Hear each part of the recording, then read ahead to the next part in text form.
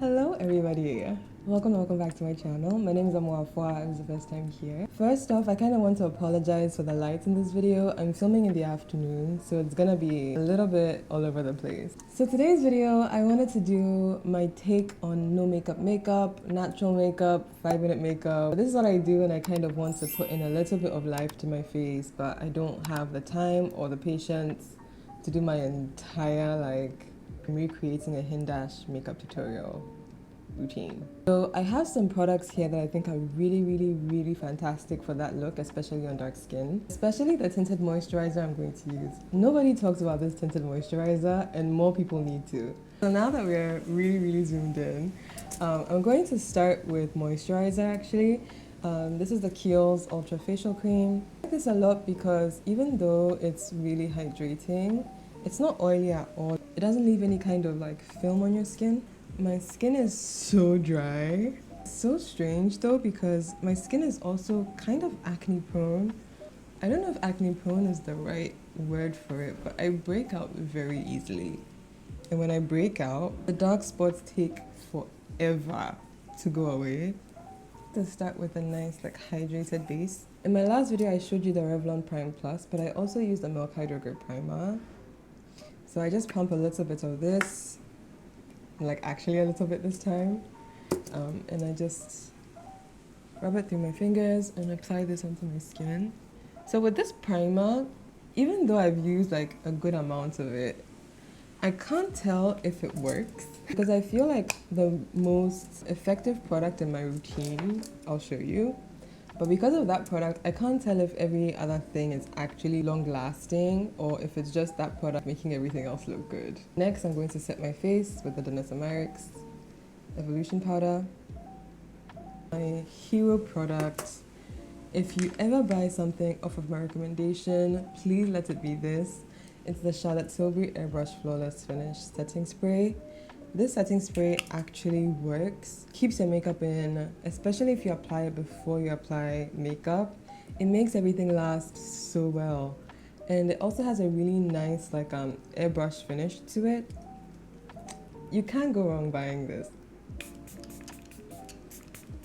So I showed you the Revolution Soap Brow product, but I actually think it's breaking me out because I have breakouts in my brows. Now that the prep stuff has started on my skin for a little bit, I'm going to go in with my color corrector first. The foundation I'm using is quite sheer, so I like to just deal with my dark spots and my under eyes before I put that on. In the Bare Minerals Original Concealer. That Bare Minerals concealer is so good. It blends out so easily. Bare Minerals concealer is blended in, and so now I can go on and put on my foundation product, which is the Kevyn Aucoin Strip Nude Skin Tint. This is hands down the best tinted moisturizer that I have tried. It's very flexible, so you can make it super sheer. You'll never get full coverage with this, but you can build it up to a light medium. My favorite thing about it though is the wear. It wears so beautifully. Sometimes when I put on the Fenty skin tint, by the 5-hour mark, my skin will just be oily, which is weird because I have dry skin. But this, never. My skin always looks beautiful, freshly done, skin. It's such a beautiful product. This is such a tangent, but if you're a model or a photographer and you're ever doing skincare shoots where you want the model to have a really natural looking base, this product is amazing. Nobody talked about it. It was on sale at Sephora for $10 when I got it, and best $10 I ever spent. I'm going to use this with the Sigma F80 Kabuki brush. I also like to apply with a brush like this because this type of brush, very good for shearing out products, and so it's also good for applying sheer products if you don't want to pack on too much coverage at once. So as you can see, just glowy, very skin-like. It just looks magical, man. But it looks like I was born with skin that just looks like this. You know? A girl can dream. So this is what my face looks like after the tinted moisturizer is applied. My skin has a really nice glowiness to it, but it's not overpowering. Now we're just going to bring back some dimension to the face, a little bit of a highlight, a little bit of a contour. So when I'm doing a makeup look like this, I'm not trying to like go for a really bright under eye. So I use the NARS Radiant Creamy Concealer because the shade I have in this is like pretty good for my skin tone. It's not too light. So I just apply a couple dots of this. As always, bring it out at the end. I typically apply products in very small amounts to begin with and then build up if I need to, especially for a look like this, because you can always add on, but taking away product is quite difficult, or like minimizing the look of packed on product can be quite difficult. So I just start small and build up if I need to. Like after you're done applying concealer, I always advise going in with your foundation brush and just trying to blend out the edges so that everything looks more seamless. Because I have had times when I've done the eye highlight here and I didn't blend it out, and so I just had a streak of light concealer there. It was not cute, let me tell you that. And now we're going to contour. I'm going to use a Fenty Matchstick in Caviar. It's so funny, but I thought this would be too dark for me, and I don't know what I was thinking. Cosmetic companies will never make a contour that is too dark for me. So now, with the exception of blush, all the liquid and cream bases are on. I'm going to set my under eyes just so that they don't crease too much, and then I'm going to go into the rest of the face. I'm using this little sample I have of the Huda Beauty powder, because I actually really like this. I think I'll buy a bigger size in the right shade for me, because this one is too yellow. I'm so glad that with this new era of Huda Beauty, she doesn't put perfume in her products, because it just smells straight up like you went out and bought a perfume. Just really work the powder into the brush and gently. Because the goal here is not like a flawless under eye set. I just want this part to be set and not have too much shine. Now we're going to go into my favorite blush for a no makeup look, which is the Rare Beauty Love Blush. It's this gorgeous like terracotta color. It's beautiful on dark skin. Let me blend that out first. Also done, I'm going to go in and set my whole face. I typically like to use a very light pressed powder for this, because I find that loose powders tend to just look more like makeup. And this Kosas powder, it's the Cloud Set powder. I have it in the shade Velvet. It's the least powdery looking powder that I've tried. So I'm just gonna go in with a buffing brush, really work the powder in there, and buff this all over my face. This brush is by Morphe.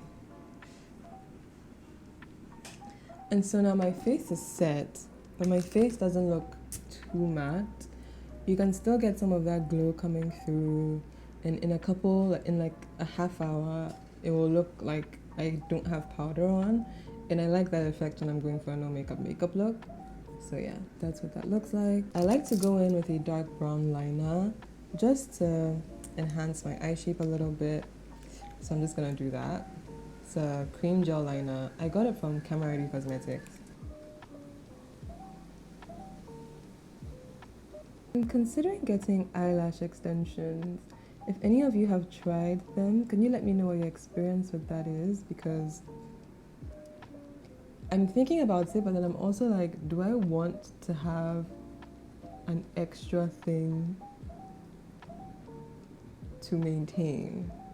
Like, do I want to have a lash appointment every couple weeks that I'm paying for?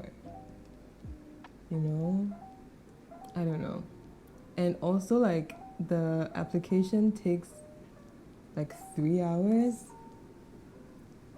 I just don't know if it's that deep, but I don't know. Liner, pretty hastily applied. This is not my best liner application. And so sometimes, like, if I like slightly screw up my liner application, what I will do is just like buff it out. So I will just blend it upwards and make it look like outer corner eyeshadow. That's most of the face done, to be honest. Now it's just like very minor things. Do another spritz of the Charlotte Tilbury spray. Just lightly fill them in. I'm just going to brush them up and use the Ivica Joseph brow pencil. I'm really bad at filling in my brows, so they never look particularly good if I'm not doing the soap brow, like bushy brow thing. Like when they're supposed to look more done, I can never get that look right. To make this look a little bit more like bronzy and casual, I'm going to go in with my Makeup Revolution bronzer. Love this, and I'm just going to put this all over. I always feel naked without lip liner when I put makeup on, so I'm going to line my lips. And for lips, I have really been liking the Revlon Super Lustrous lipsticks. They're so nice. I love this corally color. It's called Glaring Coral. It's like a peachy coral. They're really moisturizing. They go on like lip balms. Love them. It's a very no fuss lip that you can just keep reapplying if it fades. Touch of mascara. It's the Ilia Limitless. And this is the finished look. This is my take on no makeup makeup. These are the products that I really love to get that quick done look. I usually do this a lot quicker when I'm just doing it by myself and I'm not filming it. I hope you guys found some new products to try.